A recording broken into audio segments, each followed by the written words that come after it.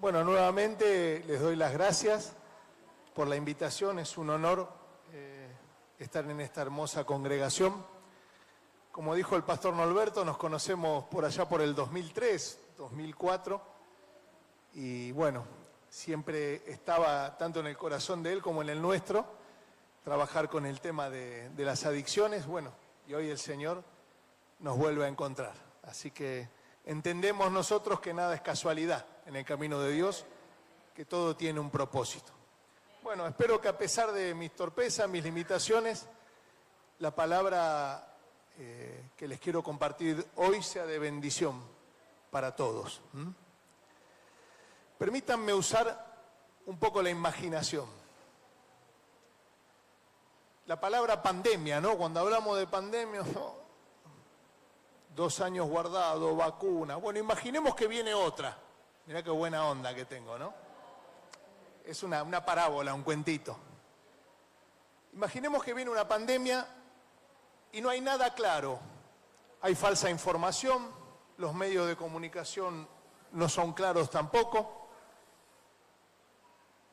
Y hay un científico, un solo hombre que tiene el antídoto para la cura, para que la gente se salve y no muera. Imaginemos que ese científico nos junta, ¿no? Me engancho con ustedes. La iglesia, Río de Vida, Plátanos. Y nos da un antídoto, una pastilla, que va a salvar a la humanidad.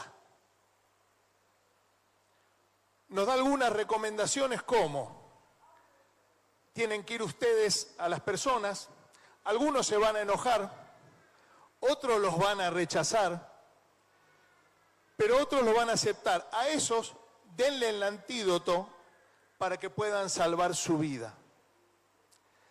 La pregunta es, ¿qué haría yo ante semejante invitación primeramente, ante semejante encargo y compromiso?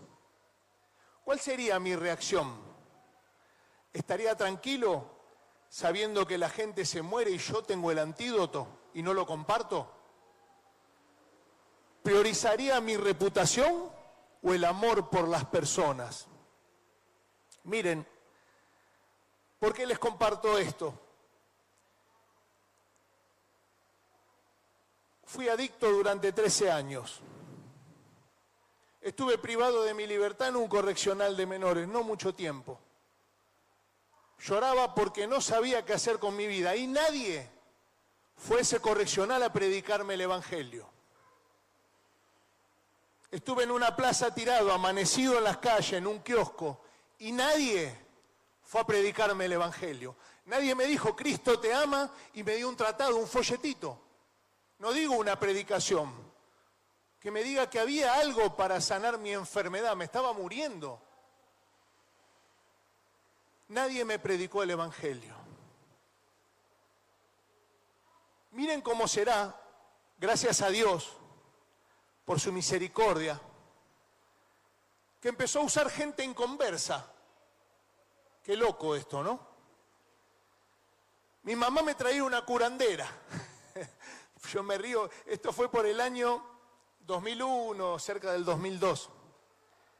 Carmen se llamaba, muy buena mujer, pero tenía andaba en ocultismo. Y decía, ahí está mi hijo, curalo. Entraba y decía, con este no puedo, con este. Era más fuerte mi demonio que los demonios de la curandera. No podía conmigo, decía, con tu hijo no puedo. No quería venir más a mi casa, no me quería ni ver. Estaba peor yo que ella. Pero el marido, Rubén, me daba testimonio de un muchacho que había dejado las drogas en la iglesia evangélica. Mi mamá, sí, mi hermano también, que es mayor, me mandaban a hacer distintos tratamientos. Narcóticos anónimos, alcohólicos anónimos, hasta que terminó en un experto en adicciones, un profesional. Lo volví loco. Fui 4 meses, me dijo, ¿por qué no probás con la iglesia evangélica? ¿Qué les pasa? ¿Iglesia evangélica? Bueno. Digo, voy a estudiar guitarra, ¿no? El profesor de guitarra me empieza a contar el testimonio del bajista que se rehabilitó de la droga en la iglesia evangélica. Bueno, digo, acá algo está pasando. Mi mamá tenía un videoclub en esa época. Yo conozco al Señor, mi abuelo iba a la iglesia, pero yo no le creía mucho a mi abuelo. Era muy desconfiado, hasta que le pedí que me lleve. Y después de haberme convertido, me entero que a ese videoclub iban pastores, iban diáconos, iban obreros, iban líderes de la iglesia, y ninguno en 15 años de comercio le predicó el evangelio a mi mamá, ni me predicó el evangelio a mí. Pasaban muy bien desapercibidos. Si bien nosotros lo veíamos que eran buenas personas, tenían buena familia, pero no nos predicaron el evangelio. No es mi intención incomodar a nadie, sino mover un poquito el avispero. ¿Por qué? Porque yo lo viví también, me empecé a acomodar y Dios me viene movilizando a mí también. Bueno, el texto principal, San Marcos 16, del 15 al 20. Y les dijo, id por todo el mundo y predicad el evangelio a toda criatura. El que creyere y fuere bautizado será salvo, mas el que no creyere será condenado. Y estas señales seguirán a los que creen. En mi nombre echarán fuera demonios, hablarán nuevas lenguas, tomarán en las manos serpiente, y si bebieren cosa mortífera, no les hará daño. Sobre los enfermos pondrán sus manos y sanarán. Y el Señor, después que les habló, fue recibido arriba en el cielo y se sentó a la diestra de Dios. Y ellos saliendo, predicaron en todas partes, ayudándoles el Señor y confirmando la palabra con las señales que le seguían. Amén. Por eso le puse como título, a todos se nos encomendó la tarea de predicar el Evangelio. En la Biblia vemos 5 ministerios, son nombrados, ¿no? Pastores, maestros, evangelistas, profetas y apóstoles. Dios constituyó autoridades a las cuales nos debemos sujetar y respetar, porque toda autoridad, dice la Biblia, es puesta por Dios en su iglesia para que haya un orden, una guía clara, una adecuada administración, para ejercer los dones del Espíritu Santo, para organizar. También están los diáconos, según la denominación, los obreros, los hermanos de limpieza, el portero, el de mantenimiento, el del buffet, los de multimedia, los ancianos, los maestros de escuelita dominical, los misioneros y los operadores en adicciones como yo. Yo no soy pastor, obrero, diácono, nada. Soy operador, socioterapeuta espiritual en adicciones porque hice un curso que me acredita. Nada más. Nuestro ministerio con Romy son las adicciones. La tarea de predicar es para todos, no importa el ministerio ni la edad. Debemos anunciar las buenas nuevas de Jesús. Cuando yo recibo a Cristo como mi Señor y Salvador, Él me regala su Espíritu Santo. Como dijo el pastor hoy, está en nosotros el Espíritu Santo, que es Cristo en nosotros. Comienzo a caminar en obediencia y como consecuencia no puedo callar. Comienzo a testificar lo que Él hizo en mi vida. Yo no soy ningún erudito. Ahora estoy estudiando el IET, creo, entro en el 3er año, creo que. Estudio la palabra, leo, busco, pero no soy maestro, nada. Pero siempre hablé de mi testimonio, eso es poderoso. La obra que Dios hizo en cada vida. Para el Señor lo más importante son las almas. Eso no cabe ninguna duda. Hoy una hermana compartía una palabra en San Juan 3:16 que dice que Dios nos amó tanto que envió a su Hijo para rescatarnos. Dios, siendo Dios, se hizo hombre y se humilló para rescatarnos a nosotros. En otras palabras, el Señor nos encarga, nos da una misión, una tarea. También es una orden y un mandato de predicar el Evangelio a los perdidos. Dios nos rescató, nos bendijo, nos dio vida nueva y esa vida nueva debemos compartirla. Vamos a ver un poquito el contexto de este pasaje de Marcos 16. Jesucristo ya había sido crucificado y había muerto, lo habían sepultado. María Magdalena, María la madre de Jacobo y Salomé, que era la mamá de Santiago y Juan, los hijos de Zebedeo, 2 de los apóstoles, luego del día de reposo, fueron con especias aromáticas a la tumba para ungir el cuerpo de Jesús.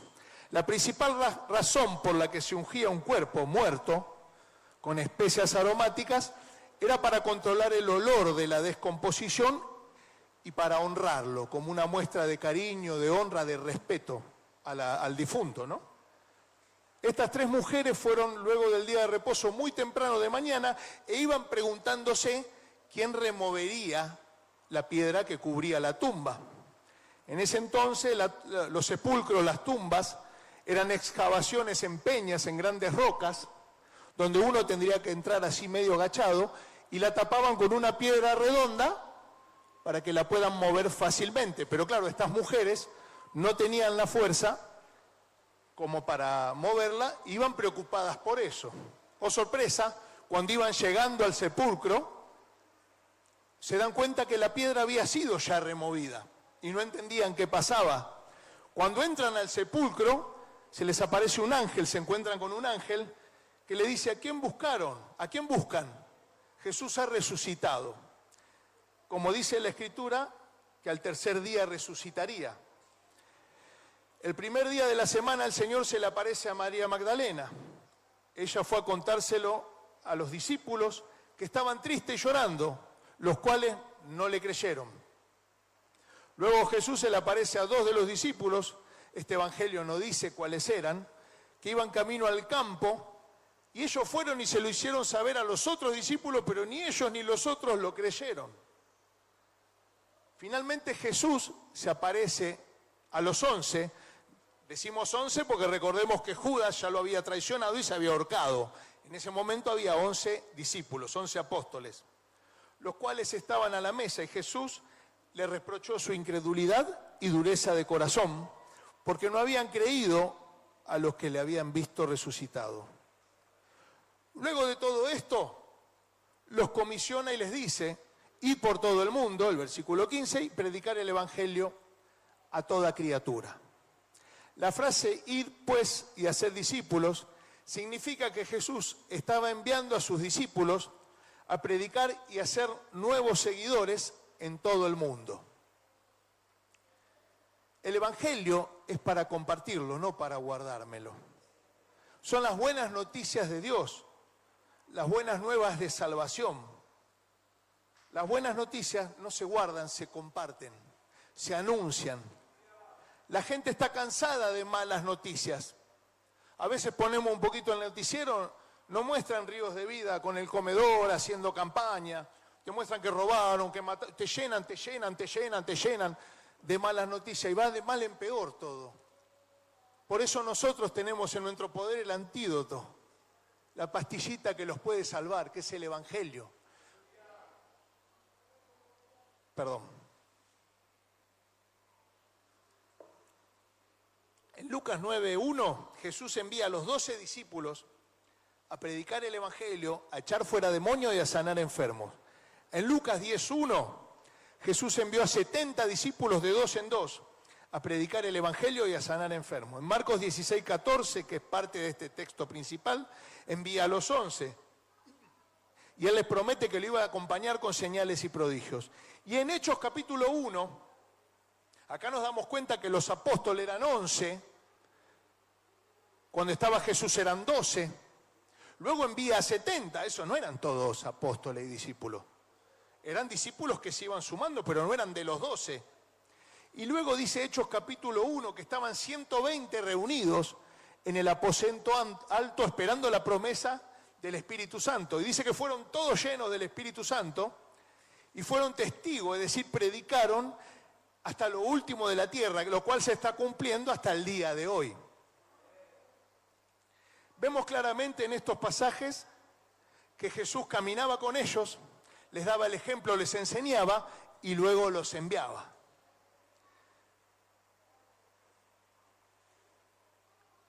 En un momento Jesús comienza su ministerio y dice: yo soy la luz del mundo. Pero después le dice a los discípulos: ustedes son la luz del mundo. Y si se esconden no van a poder alumbrar a nadie. Vayan y alumbren, prediquen el evangelio.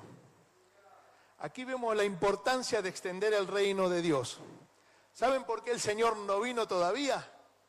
Porque todavía el evangelio no fue predicado hasta lo último de la tierra. Habiendo por todas partes miles, millones de cristianos, hay personas todavía que no conocen a Cristo.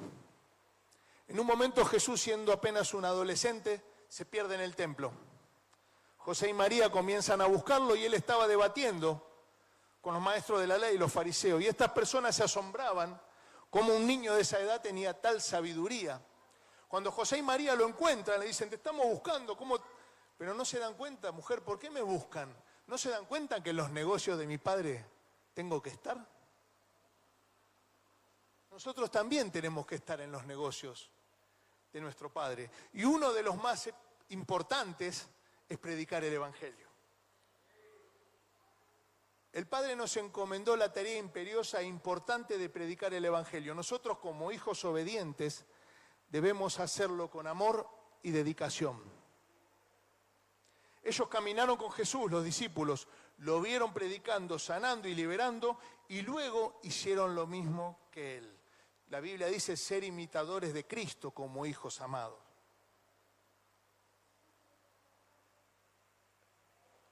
El jefe le encomienda una tarea y le da su autoridad a alguien que es de suma confianza, a alguien que es confiable. Recuerdo que yo trabajaba hace muchos años con un tío mío que tiene campos y vende hacienda. Vende también pastura, o sea, siembra pasto y vende fardos de pasto. Y él me había hecho un poder para que yo pueda firmar, hacer trámites en su nombre, comprar y vender hacienda en su nombre. Yo era jovencito, tenía 20 y pico de años. Pero ¿por qué él me dio ese poder? Me dio esa autoridad. Predicar el Evangelio lo podemos predicar todo, pero el poder y la autoridad vienen por la obediencia. El poder y la autoridad vienen por la sujeción. Yo para venir acá le pedí permiso a mi pastor, le pedí permiso al director de adicciones, me dieron el ok y vine. Porque entendí, cuando me empecé a rehabilitar de las drogas, de las adicciones, que yo no tenía límite, que no respetaba nada ni a nadie. Y la Biblia me decía que toda autoridad es puesta por Dios y nosotros debemos respetarla. Y el que resiste a la autoridad, a Dios mismo resiste y acarrea condenación para sí mismo. Dije, no, basta. Ya tuve bastante condenación, maldición y la mar en coche. Yo me sujeto a todas las autoridades puestas por Dios. Y esa autoridad, esa sujeción, la obediencia, me lleva a la santidad, lo cual hace que yo tenga poder y autoridad para predicar el Evangelio. El apóstol Pablo era un perseguidor de la iglesia, era un hombre violento. ¿Y Jesús qué hace? Lo tiró del caballo y le decía, ¿qué hace, Saulo? Vamos a hablar como en la calle, ¿vos te la bancás? ¿Sabés quién soy yo? Lo dejó ciego.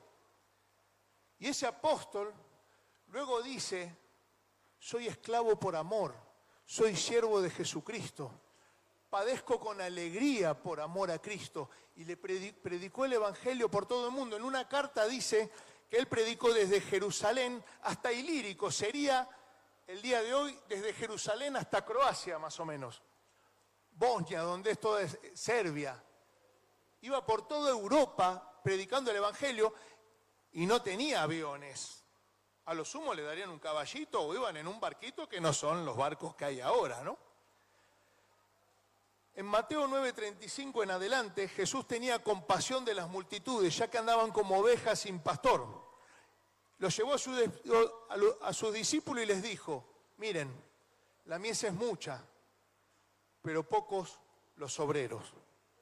Nosotros debemos anunciar el Evangelio. El resultado depende del lugar que las personas le den a Dios. Nuestro deber es sembrar la palabra, sembrar la buena semilla. Del fruto se encarga el Señor. Jesús dijo, el que oye a vosotros, me oye a mí. Y el que a vosotros rechaza, a mí me rechaza. No se trata de mí, se trata del Señor. El Señor contó dos parábolas, la oveja perdida y la moneda perdida. Son dos parábolas que hablan de la búsqueda de los perdidos y de la alegría en el cielo al ser hallados. Dice la Biblia que hay fiesta en los cielos por un pecador que se arrepiente. Primera de Timoteo 2:4.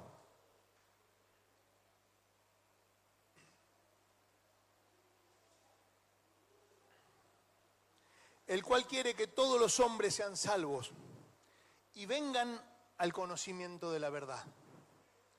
El corazón de Dios y su deseo Cuando la Biblia habla de hombres se refiere a hombres y mujeres.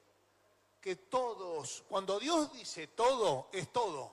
No es que dice todo Gerardo ahí, pero si Dios dice todo, es todo. Que todos los hombres sean salvos y vengan al conocimiento de la verdad. Vengan a la iglesia a escuchar la palabra, a ser instruidos, a ser discipulados, a ser fortalecidos. Pero ¿cómo van a venir si no se les predica? Primera de Pedro 2:9. Mas vosotros sois linaje escogido, real sacerdocio, nación santa, pueblo adquirido por Dios. ¿Para qué? Para que anunciéis las virtudes de aquel que os llamó de las tinieblas a su luz admirable. Dios nos escogió, nos rescató y nos envía a anunciar el Evangelio. La tarea suprema de la iglesia es la evangelización del mundo. Muchas veces he escuchado decir, yo no tengo el llamado de evangelista, ni a pastor, ni a misionero. No todos fuimos llamados a esos ministerios. No todos fuimos llamados a las misiones, pero sí todos fuimos llamados con una misión: predicar el Evangelio a toda criatura. Cuando nos fuimos con Romy nos casamos, si no me acuerdo de esto me mata, el 17 de junio del 2005, nos fuimos de luna de miel a Carlos Paz y ya habíamos hecho algún curso de adicciones, teníamos el llamado, nos conocimos por ese tema también. Y una mañana nos arrodillamos y decimos, Señor, queremos servirte con mi esposa, aunque estemos de luna de miel, queremos servirte. Bueno, nos vamos caminando por Carlos Paz, muy contentos. Tumulto de gente, policía, un hombre tirado, borracho. Félix se llamaba, ¿no? Tengo memoria todavía, 2005 estoy hablando. Y nos acercamos con mi esposa y le digo al policía, ¿me permite? Sí, te lo dejo, me dijo el policía y se fue. Empezamos a hablar de Cristo, al borracho lo levantamos, Romy le va a comprar una gaseosa, una coca. Y antes de eso estábamos recorriendo Carlos Paz y abajo de la sierra había una casa que había una palomita en una piedra y decía, pasa este hogar. Digo, mira, estos son hermanos. Vamos a averiguar ahí, lo cargamos a Félix y lo llevamos, era una granja de rehabilitación. No me acuerdo si era reto a la vida, remar, la verdad hoy no lo recuerdo, pero lo llevamos, lo reciben. Como el buen samaritano, nos hicimos cargo, necesitaba maquinita de afeitar, shampoo, crema enjuague. Y Félix nos dice, quiero ir a contarle a mi hermana.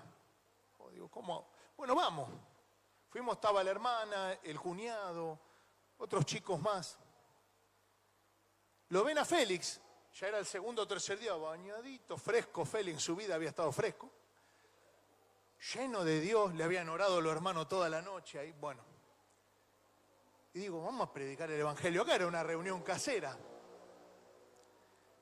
Y digo, vamos a orar. Nos agarramos todos de la mano, empezamos a orar. Y la hermana de él empieza a saltar y a hablar en lengua. Fue llena del Espíritu Santo. ¿Pero por qué es eso?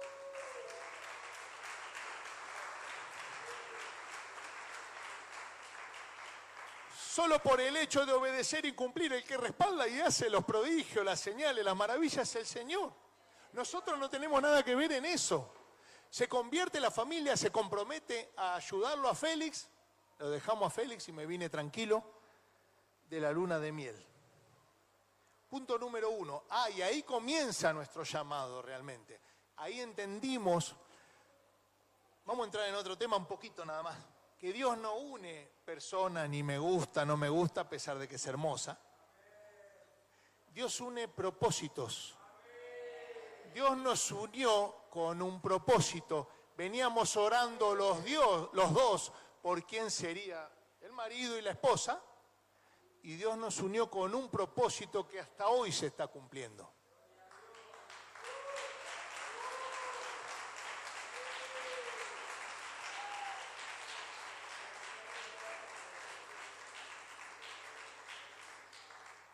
Punto número 1.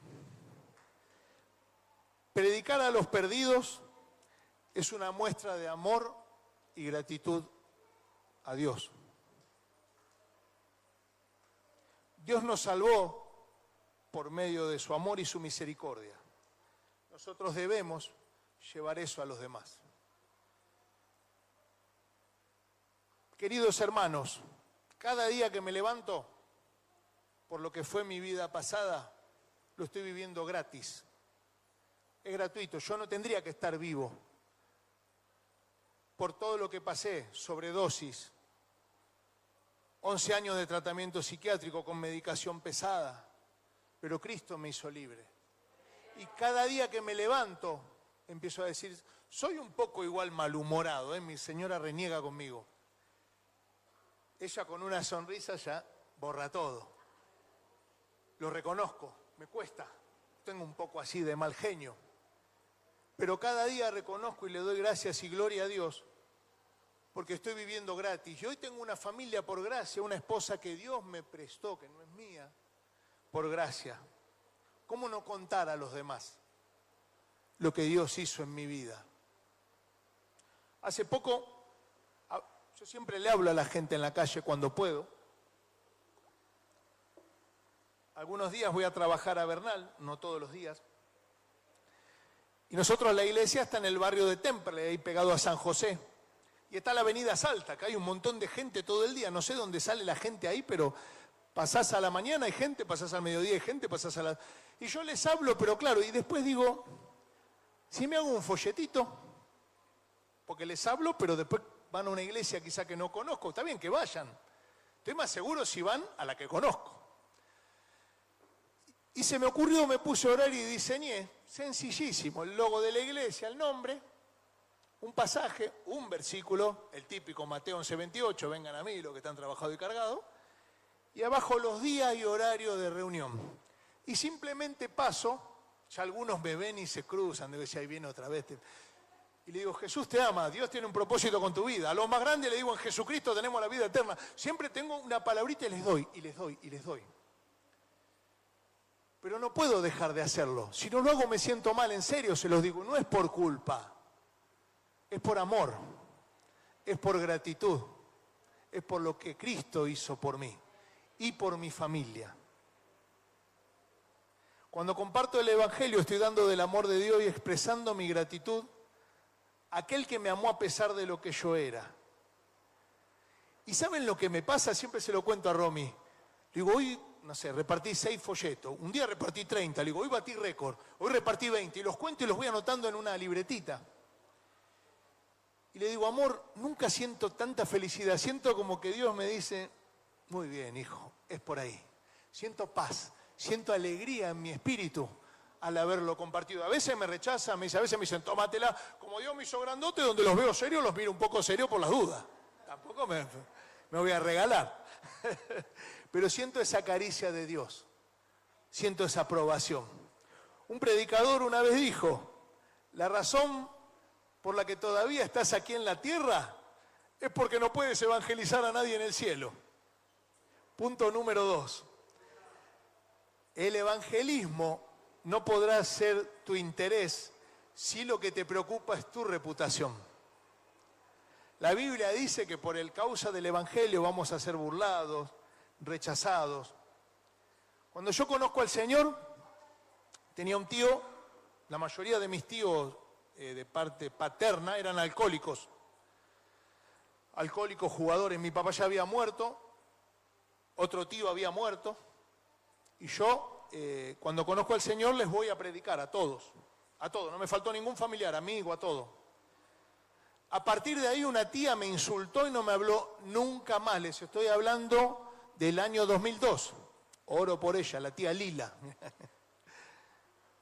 Amigos míos me decían, Jera, vos estás re loco. A vos te dejó mal esa porquería. No me hablaron más, me dieron vuelta la cara. Pero empezó a pasar el tiempo y esos amigos me empiezan a mandar mensajes. Yo oro siempre por ello.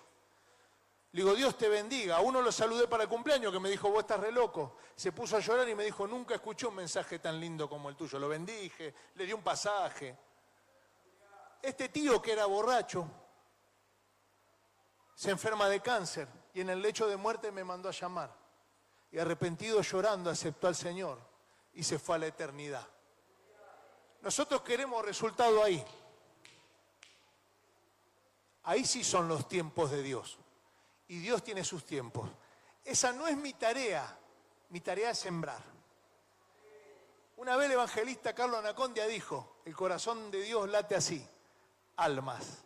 almas, almas, almas. Como dije recién, podemos decir, los tiempos son de Dios, excusarnos con esa frase, pero eso se refiere a otra cosa. Y es verdad que somos cartas leídas, que tenemos que dar un buen ejemplo, porque no. Mi mujer me dice, portate bien, que andás predicando por todos lados, no vas a... Digo, no, mi amor, quédate tranquila. Predicamos con el ejemplo, somos carta leída, pero tenemos que hablar, tenemos que anunciar. Yo vi un montón de hermanos, cuando entro a la iglesia del barrio, mi mamá tenía un videoclub, era en el año, esto fue que conocemos al Señor, principios del 2002, y fue el segundo videoclub en el barrio que abrimos en el 90-91. Veía hermanos que estaban dentro de la iglesia que eran buenísimos, como decía hoy, que iban al videoclub de mi mamá y nunca nos predicaron. Nunca me dieron un papelito, che, la iglesia queda acá en Vinón. Yo dije, yo no quiero ser así. Sin burlarme ni criticar, con todo respeto, pero yo siempre dije, nunca voy a ser así. Pablo en 2 de Timoteo 4:2 le dice a Timoteo, que prediques la palabra, que instes a tiempo, fuera de tiempo, redarguye, reprende, exhorta con toda paciencia y doctrina. Que prediques, que instes. Instar quiere decir pedir con prisa a alguien que haga algo. Es pedir, insistir, rogar, reclamar, vendrían a ser sinónimos de instar. Dios nos pide que insistamos, que roguemos, que supliquemos, que prediquemos con urgencia el Evangelio en todo tiempo y a toda criatura. Hechos 5:42. Y todos los días, en el templo y por las casas, no cesaban de enseñar y predicar a Jesucristo. Ahí arrancaban los grupos de hogar, ¿no? En el templo ellos enseñaban y por las casas, todos los días, predicaban y enseñaban. Juan 20:21. Entonces Jesús les dijo otra vez, paz a vosotros, como me envió el Padre, así también yo los envío.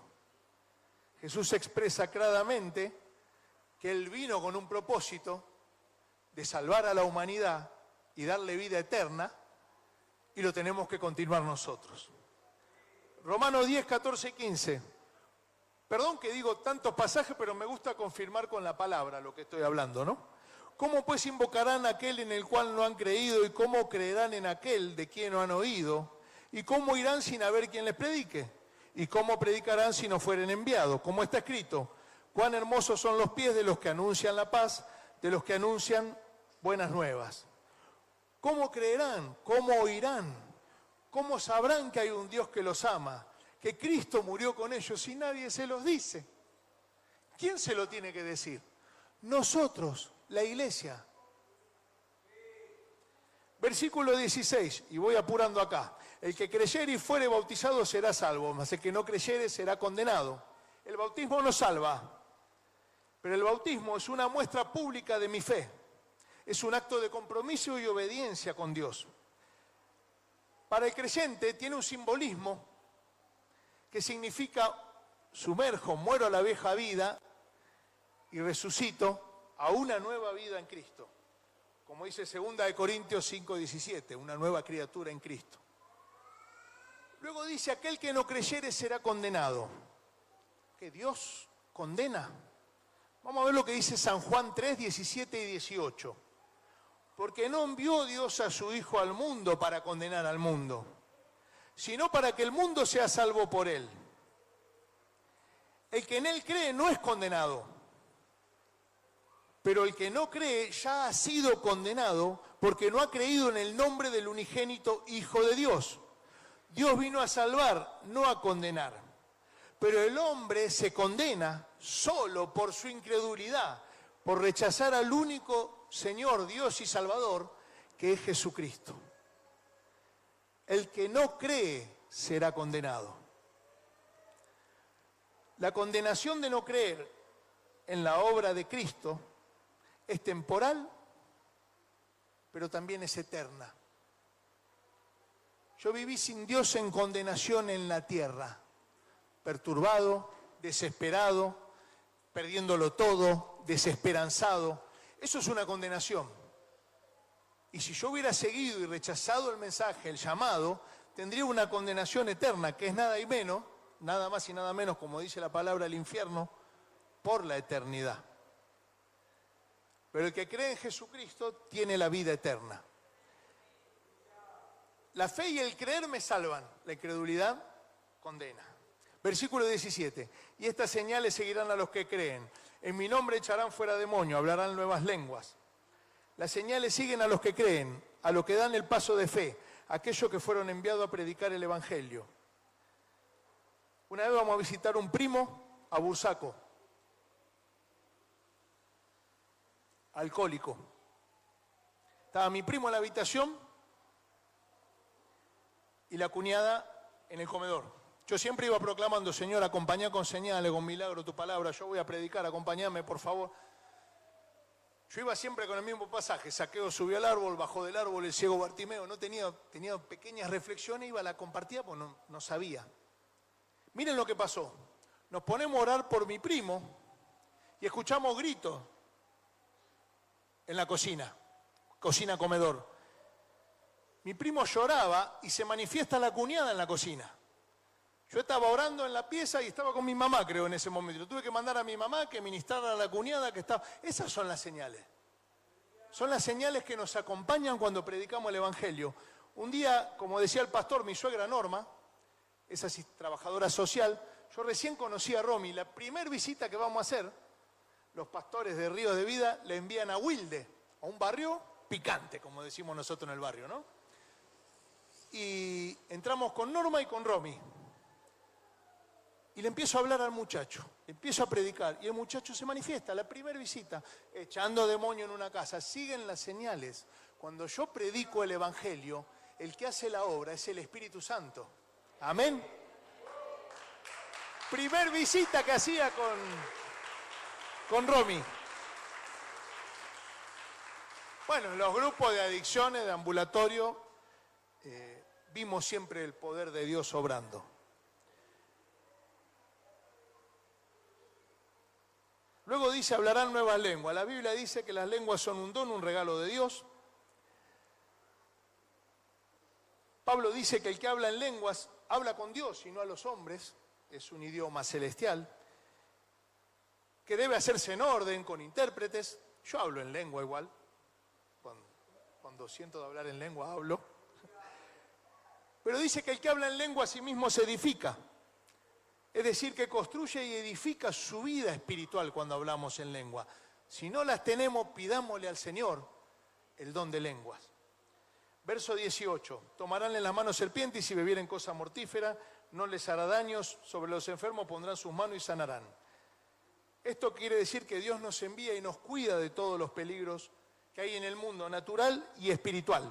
Yo tengo un pastor amigo que iba predicando en un barrio donde hay mucha delincuencia. Y él veía que estos muchachos, él pasaba esterco, el pastor, y les predicaba, un pastor callejero. Yo de él aprendí los folletitos y hablarle a todo el mundo.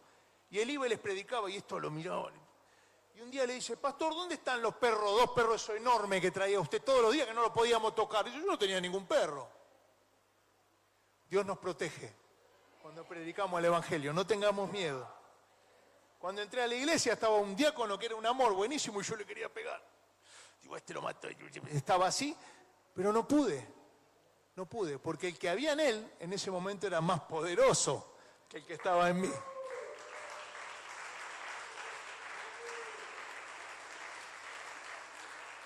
Si hay alguien con quien me siento identificado, es con el endemoniado Garadeno. Mirá qué historia, ¿no? Dice que andaba gritando, dando voces por los sepulcros, lo ataban con cadena, las rompía, pero aparece el Señor y se postró. Y lo reconoce como hijo del Altísimo.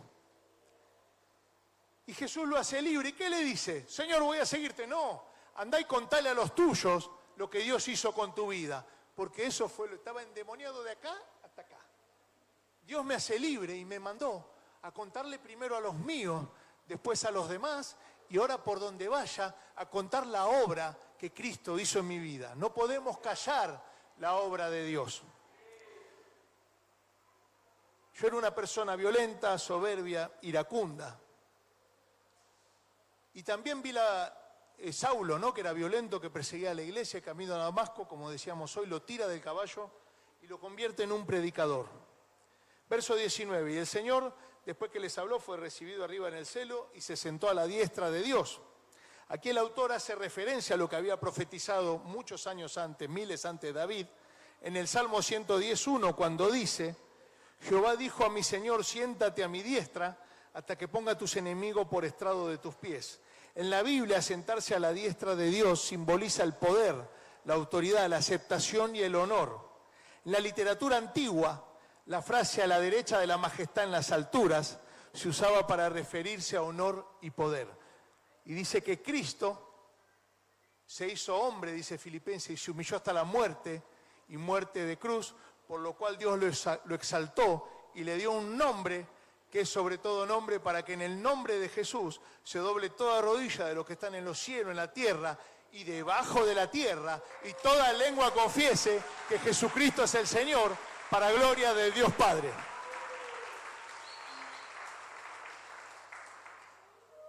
Era 100% Dios y 100% hombre en la tierra. Pero cuando se sienta a la derecha, vuelve a ser 100% Dios. Y como dice Pablo, fue el primogénito entre muchos hermanos en heredar la eternidad. Él fue el primero y ahora nos está esperando. Espero que me falte bastante. Jesucristo nos precede en el glorioso reino del Padre. Jesucristo intercede sin cesar por nosotros como el mediador que nos asegura permanentemente la asistencia e intervención del Espíritu Santo. Jesús pasa a ser maestro, gran sumo sacerdote e intercede ante el Padre. Nos fortalece, nos habla, nos da su amor y nos consuela. Pero también nos envía a predicar su palabra. Ya estamos terminando. Verso 20. Y ellos, los discípulos, salieron, predicaron en todas partes, ayudándole al Señor y confirmando la palabra con señales que le seguían. Amén. Los discípulos salieron a predicar por todas partes. Creyeron, se animaron y salieron. Y el Señor los ayudaba, sanando y liberando, confirmando su palabra. Ellos crecieron y las señales le siguieron. Último pasaje, 1 Corintios 9, 16 y 17. Pues si anuncio el Evangelio, no tengo por qué gloriarme, dice Pablo, porque me es impuesta necesidad, y ay de mí si no anunciar el Evangelio. Por lo cual, si lo hago de buena voluntad, recompensa tendré. Pero si de mala voluntad, la comisión me ha sido encomendada. Punto número 3. Predicar el Evangelio no se trata de mí, sino de mi obediencia a Dios. Pablo dijo, si anuncio el Evangelio no tengo por qué jactarme. Me fue impuesta necesidad de anunciarlo. Y ay de mí si no predico. Mejor si lo hago de buena voluntad, pero si no, lo tengo que hacer igual. Es mi deber. Para eso fui llamado. Ruego a Dios que no podamos estar sin predicar. Que el amor de Dios llene nuestros corazones de compasión por aquellos que se están perdiendo. Que podamos como iglesia compartir este antídoto que salva de la muerte a la humanidad, que es la palabra de Dios. Que nunca olvidemos de dónde nos rescató el Señor para ir a rescatar a otros.